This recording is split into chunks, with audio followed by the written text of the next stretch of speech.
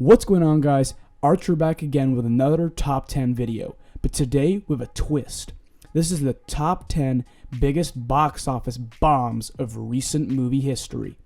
Full disclosure, this list is a combination of quantitative and qualitative individual expression.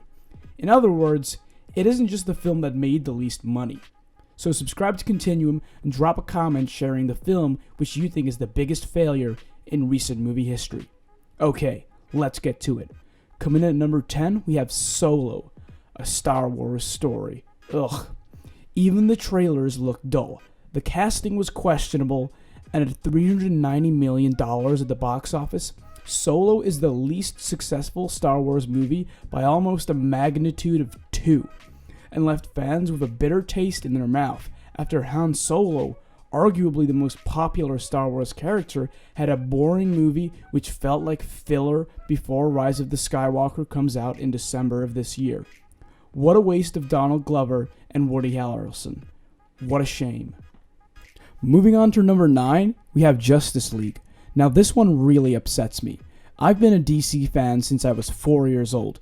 This is the moment I've been waiting decades for, and it finally arrived in a rushed, chopped up, poor CGI, moody and gloomy shit show, with terribly inserted jokes with awful comedic timing. With uninspiring action and a bland plot, Justice League does not do any of the characters, actors, or source material any justice, and makes a laughable $660 million at the box office and a pitiful 40% Rotten Tomatoes score. At number 8, we have Johnny Depp's The Lone Ranger. A beautiful visual piece, with Depp attempting to carry the movie, but failing.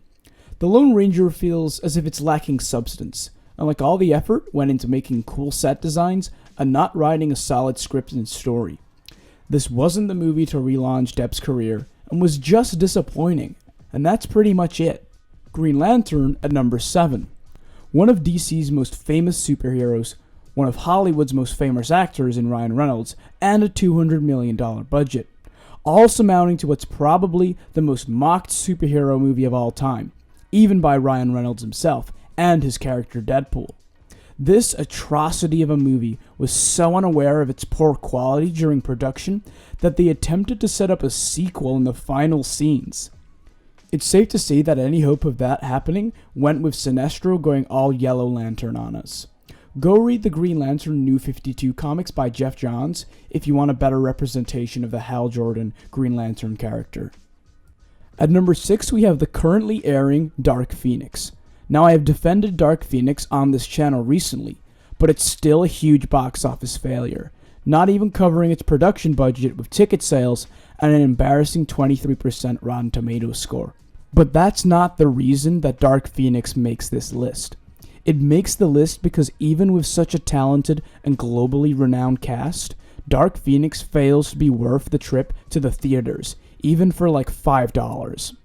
Coming in at number 5 is the failed reboot Ghostbusters.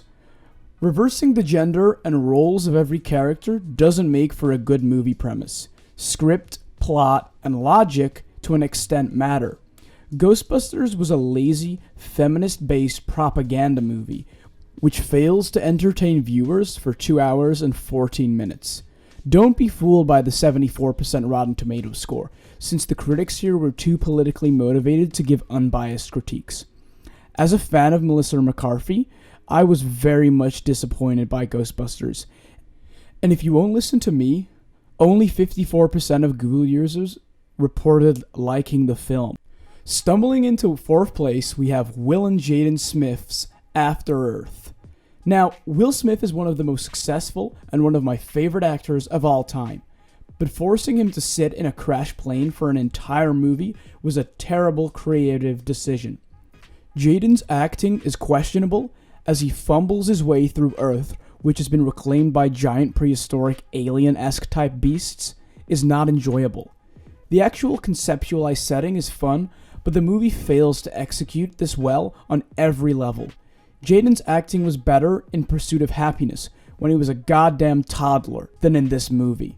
The 11% Rotten Tomatoes score is being generous. Coming in at 3rd place, we have King Arthur, Legend of the Sword. Actually losing tens of millions of dollars at the box office is a difficult feat, and yet King Arthur does this whilst trying to pull from absolutely legendary source material and famous stories of Arthur and Merlin. Having Guy Ritchie as a director and having this movie fail at the same time with a $175 million budget is insanity, giving it the number 3 spot on our list. Equally equivalent to this film is the new Robin Hood movie starring Taron Egerton and Jamie Foxx. That movie makes absolutely no sense. It's set in the past, and they use bows, which is totally logical, except they do backflips and shoot arrows, which doesn't make any sense, but I'll suspend my disbelief. But then when all the characters are dressed by like some 21st century designer, it makes no sense. They're like in an industrial revolution, like maybe 19th century, and at the same time are running around with bows fighting each other. It's just really random and bizarre, and these two movies are just an absolute disaster, so I'm going to put them both at 3rd place on this list.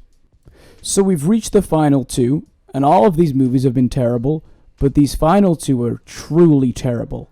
At the number 2 spot, we have Fan 4 Stick.